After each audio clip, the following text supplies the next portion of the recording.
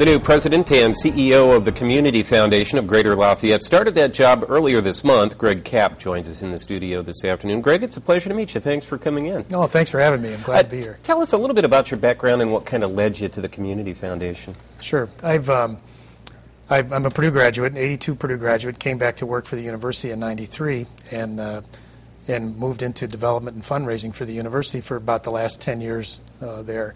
And in doing that, I got exposed to a lot of volunteer activities in the community. And so this opportunity to come back and actually work and your job responsibilities are to help make the community better was really appealing. How do you define what the Community Foundation does? And tell us a little bit about its budget. How much money is there? Sure. Well, the Community Foundation, you can kind of think of us as the savings account for the community. The goal of the foundation is to build an endowment, to build resources that are there in perpetuity. So there's that really important trust factor. Last year we gave out about $750,000 in grants to the community, just on the income that spins off of those endowments and on outright gifts that donors make. And those went for a variety of designations, things like healthcare, childcare, the environment, arts and culture. Excuse me, it's really a broad-based program. Do you see any, as you come in, you've got the opportunity to build or change direction, do you see any direction changes for the Community Foundation? Not initially. You know, I've been on the job for 2 weeks now.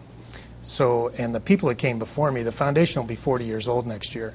And the folks that came before me had a lot of vision. I'm only the third president following Jim Klusman and Doug Eberly, so those are some pretty big shoes to fill. And so there's a terrific staff in place. The board has set some good direction for us. And so right now, the main thing is to get in and learn the things about the community that I don't know, stay the course, make sure that that trust stays in place, and then we'll look to see what other directions we branch out in. I think part of what the Community Foundation does may not be as visible to the community as something else, and what I'm thinking about is fundraising.